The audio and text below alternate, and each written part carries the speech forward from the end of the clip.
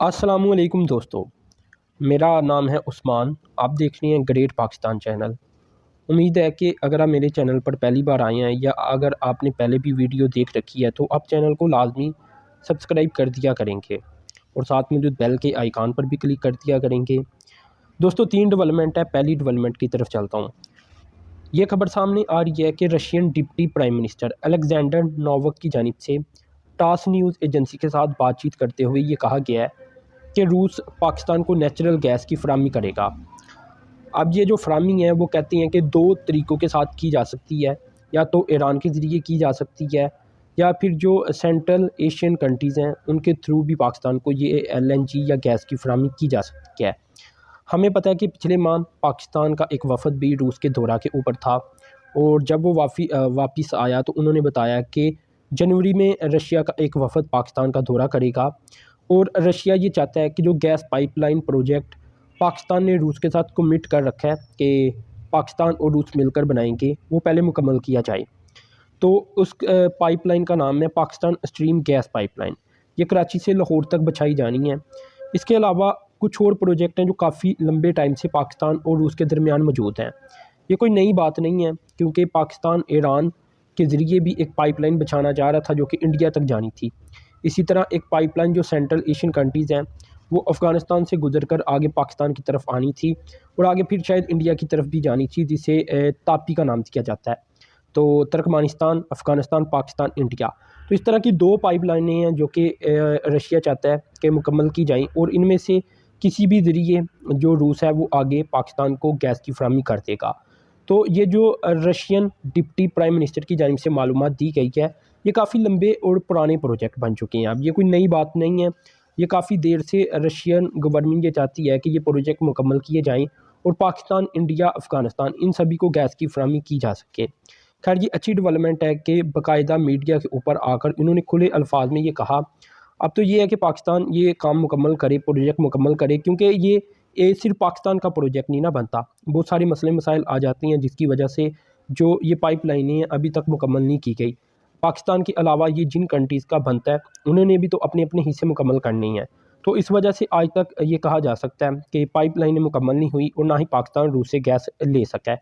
तो जो बैकग्राउंड है इनकी बात का कि हम पाकिस्तान को नेचुरल गैस की फराहमी कर सकती हैं, ये यही है कि ये पहले से प्रोजेक्ट मौजूद है और पाइपलाइनें मुकम्मल नहीं हो पा रही। खैर, ये अब डेवलपमेंट तो सामने आ चुकी है और रूस कमिट कर चुका है कि हम पाकिस्तान को गैस की फराहमी तो करेंगे। यहाँ ऑयल का जिक्र नहीं किया गया जो कि मेन एजेंडा था। जो वफ़द पाकिस्तान का गया था रूस, उसका मेन एजेंडा इस बार ऑयल था, क्योंकि गैस के ये जो प्रोजेक्ट है मुकम्मल होंगे तो पाकिस्तान को गैस मिलेगी। तो असल मेन एजेंडा यही था ऑयल का। अब देखते हैं कि जनवरी में इनका वफ़द आता है तो क्या बातचीत होती है, क्या पाकिस्तान को गैस के अलावा ऑयल भी मिलेगा कि नहीं। अब दोस्तों, दूसरी डेवलपमेंट की तरफ चलता हूँ। ये दोस्तों डेवलपमेंट सामने आ रही है रिकोडिक प्रोजेक्ट से। प्राइवेटाइजेशन बोर्ड की जानिब से जो रिकोडिक प्रोजेक्ट होगा इसे एग्जाम्प्ट करार दे दिया गया है प्राइवेटाइजेशन से। तो ये भी एक काम था, एक लाजमी तौर पर ये किया जाना था। तो ये एक और स्टेप पाकिस्तान आगे चला गया इस प्रोजेक्ट को लेकर। अब ये मुझे क्योंकि टेक्निकल इन्फॉर्मेशन तो नहीं आती कि ये क्यों ज़रूरी था कि प्राइवेटाइजेशन बोर्ड इसे एग्जाम्प्ट करार दे, लेकिन ये ज़रूरी था, ठीक है। तो ये कर दिया गया है। मैं अगर मोटा मोटा आपको बताऊं तो शायद ये इसलिए ज़रूरी होगा कि ये एक ऐसी कंपनी के साथ डील की गई है जो कि इन्वेस्टमेंट करेगी और साथ में इसमें पाकिस्तानी जो गवर्नमेंट की कंपनीज है वो होंगी और साथ में बलूचिस्तान का इसका पार्ट बन जाता है।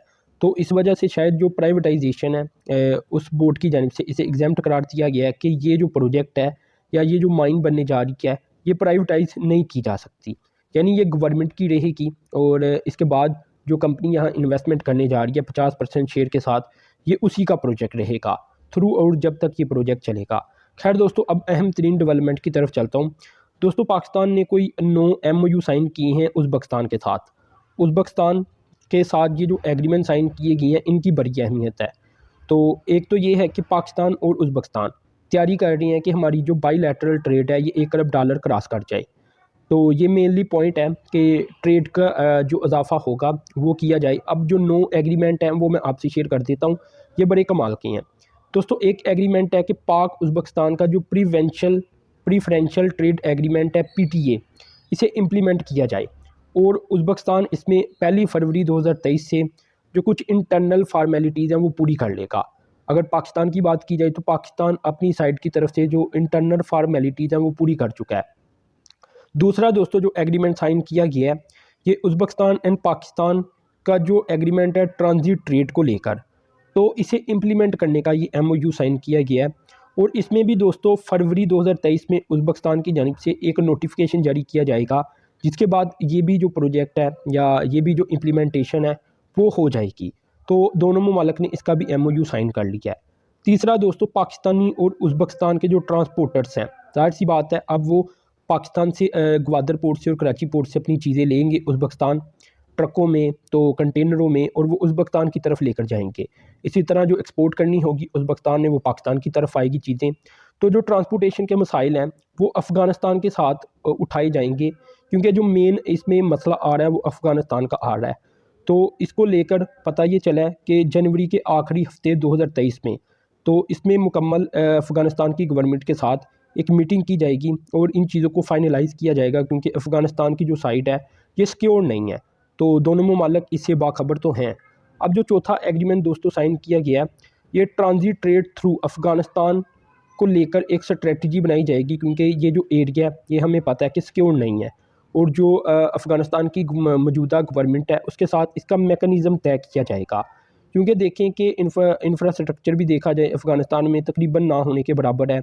इसके अलावा मसले मसाइल भी अफ़गानिस्तान में बहुत है।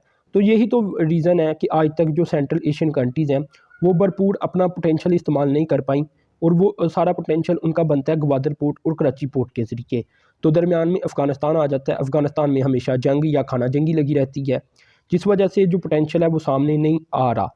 अब दोस्तों जो पाँचवां एग्रीमेंट है ये उज़्बेकिस्तान की साइड से पाकिस्तान को इन्फॉर्म किया गया है कि 2023 में ये WTO का मेंबर बनने जा रहा है, वर्ल्ड ट्रेड ऑर्गेनाइजेशन का। तो पाकिस्तान इसे फुल सपोर्ट करेगा, तो इसका बाकायदा एमओयू साइन कर लिया गया है।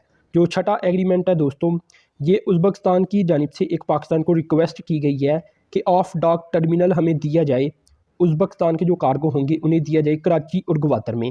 और पाकिस्तानी साइड की तरफ जो एमओयू साइन किया गया उसमें ये कह दिया गया कि हम आपको फुल फैसिलिटेट करेंगे, यानी ये जो आपकी रिक्वायरमेंट है इसे पूरा कर देंगे।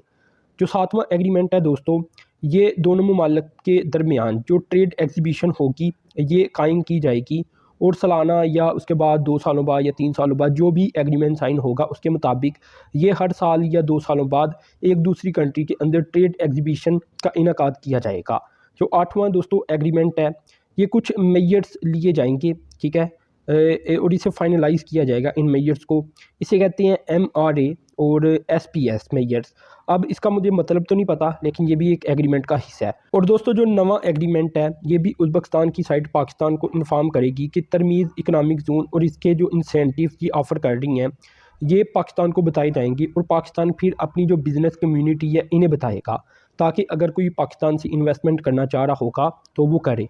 तो इसमें जो 2-3 चीज़ें हैं वो बड़ी अहम हैं। एक तो अफ़गानिस्तान के मसले को लेकर के जो ट्रांजिट ट्रेड है उज़्बेकिस्तान की ये प्रॉपर तरीके के साथ हो। दूसरा जो ग्वादर पोर्ट और कराची पोर्ट का ऑफ डॉक टर्मिनल मांगा गया है उज़्बेकिस्तान कार्गो के लिए, ये भी एक अच्छी चीज़ है।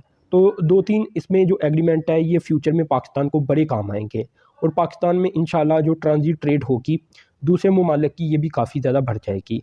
तो दोस्तों अपने चैनल को सब्सक्राइब करना है, साथ में जो बेल के आइकन पर क्लिक करना है। अब तक के लिए इतना ही था। अल्लाह हाफिज़।